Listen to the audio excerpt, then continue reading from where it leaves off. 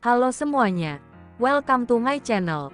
Kali ini kita akan menceritakan cerita yang berjudul Madu Cantik yang Tak Tersentuh. Sebelum kita mulai, jangan lupa untuk di-subscribe, like, dan komen.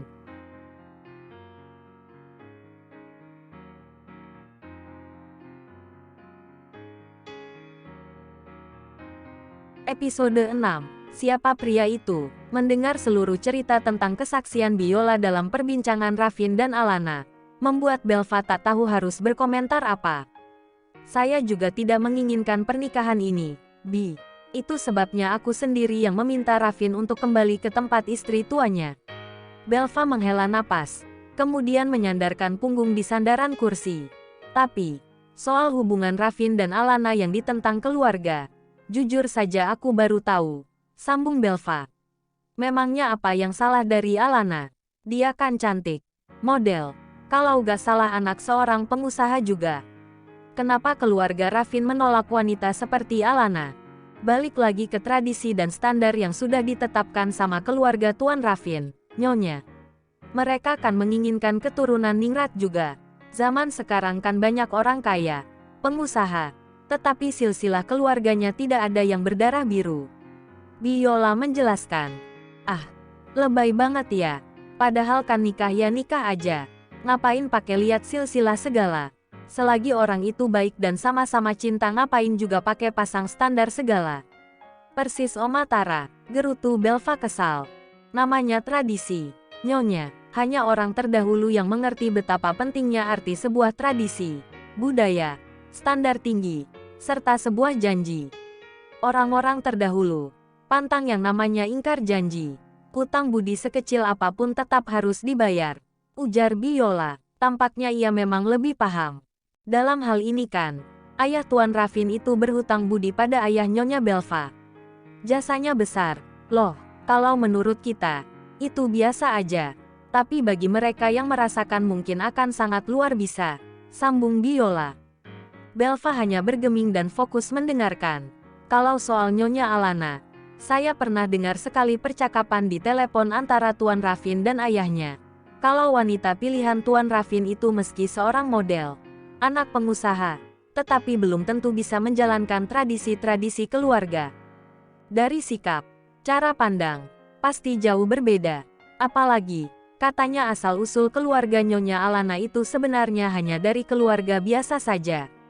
Malah ibunya itu dulunya ya kayak saya ini, cuma pembantu.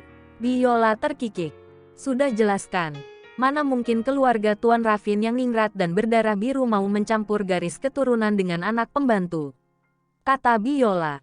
Belva menghela napas panjang, teringat juga dengan ceramah dari neneknya, yang selalu mengatakan, si Araf itu cuma anak kuli bangunan, gak ada keturunan sepadan dengan kita. Jangan ngaco kamu mau menghancurkan garis keturunan. Walaupun dia punya usaha besar, tetap Oma gak akan setuju. Kamu itu sudah ditakdirkan menikah dengan Raffin. Terngiang betul ucapan itu. Belva benar-benar lelah sebenarnya. Ia selalu berpikir, lagi pula siapa yang memilih untuk dilahirkan dari keluarga seperti apa? Entah bangsawan, ningrat, anak pembantu, anak kuli bangunan. Menurut pandangan Belva semua sama saja. Cinta tidak memandang itu. Akan tetapi perintah yang dituakan selalu saja tak bisa dibantah. Apalagi kalau sudah sakit-sakitan. Saya gak tahu harus berbuat apa, Bi. Mau kabur juga buat apa? Ke lubang semut pun Oma pasti bisa menemukan aku. Keluarga Raffin pun gak akan pernah melepaskan aku, keluh Belva. Ya sudah, jalankan saja. Mungkin takdir kalian memang harusnya bersatu. Terkadang kita mengelak dan menjauh sejauh apapun. Kalau orang itu sudah digariskan menjadi milik kita, maka tetap akan kembali dipertemukan. Seperti yang dialami Nyonya Belva dan Tuan Raffin. Biola tersenyum. Belva hanya menunduk lemah, pandangannya kosong dan terlihat begitu lelah. Saran Bibi, jangan terlalu membenci.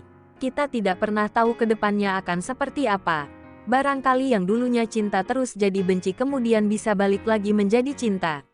Katanya sembari tersenyum lebar, menyindir Belva. Setelah berbincang-bincang panjang, akhirnya Belva kembali ke kamar, merenungi nasib lagi. Sempat terngiang ucapan Biola yang terakhir. Aku gak benci sama Raffin. Tapi, dia emang tipe lelaki yang menyebalkan aja. Gumam Belva. Pagi-pagi sekitar jam 8, Raffin sudah terlihat begitu rapi. Meminta agar asisten rumah tangganya itu mau menemani Alana untuk melakukan cek rutin kehamilan. Bi, saya minta tolong temanin Alana ke dokter ya. Saya ada keperluan di proyek. Pinta Raffin.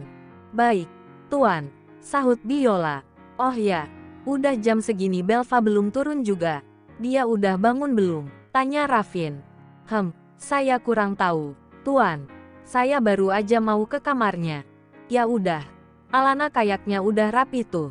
Biar saya aja yang temuin Belva. Raffin langsung menaiki tangga menuju kamar istri mudanya. Raffin mengetuk pintu. Sampai beberapa menit. Tak ada sahutan. Kemudian ia kembali mengetuk tetap tak ada sahutan. Lalu, Raffin menekan handle pintu dan ternyata tidak dikunci. Belva, panggil Raffin saat sudah memasuki kamar itu. Sepertinya yang dicari tak ada di mana kamar. Tak lama Belva keluar dari kamar mandi yang terletak di dalam kamar. Ia baru saja selesai membersihkan diri dan masih mengenakan handuk yang hanya menutupi sebagian tubuhnya. Raffin, Belva terperanjat saat melihat suaminya sudah berada di dalam kamar. Cepat-cepat ia masuk lagi ke dalam kamar mandi. Raffin sempat termangu melihat Belva yang hanya mengenakan handuk. Ia menelan ludah dengan berat. Maaf, Bel, aku ketuk pintu dari tadi tapi gak ada sahutan. Pintu juga gak dikunci. Aku kira kamu gak ada. Di dalam sana, Belva mencoba mengatur napas. Sangat syok dengan kejadian barusan. Ia juga tadi lupa mengunci pintu kamar. Gak apa, ya udah. Kamu keluar sana. Aku mau pakai baju. Seru Belva dari dalam kamar mandi. Oke, setelah itu, aku tunggu kamu dalam 5 menit di meja makan. Ada yang mau aku sampaikan, kata Raffin. Belva memelotot dan bergumam, mana ada pakai baju cuma 5 menit. Aku turun dalam waktu 10 menit. Ujar Belva. Raffin menghela napas dan menjawab. Baiklah. Cepat. Tak ada sahutan lagi dari dalam sana. Raffin yakin Belva sudah mengerti. Kemudian ia hendak beranjak dari kamar itu. Tetapi tak lama ponsel Belva yang tergeletak di atas nakas bergetar. Langkah Raffin terhenti dan tiba-tiba menjadi resah. Telepon dari siapa? Ya, jangan-jangan Oma Tara, gumam Raffin. Ia gelisah karena mencemaskan rahasianya. Ia takut kalau Belva diam-diam ternyata sudah mengatakan semuanya. Tapi kalau dia buka mulut, harusnya ayah sudah menghubungiku berkali-kali. Tapi sejak kemarin hingga hari ini, semuanya baik-baik aja. Raffin menebak-nebak sendiri. Ponsel Belva terus bergetar, sempat mati. Kemudian bergetar lagi. Sepertinya ada panggilan penting. Tanpa ragu, Raffin kembali melangkah mendekat ke arah nakas dan melihat siapa yang membuat panggilan pada istri mudanya itu. Tigor Kaling. Siapa Tigor? Raffin menyipit saat melihat sebuah nama yang tampak asing.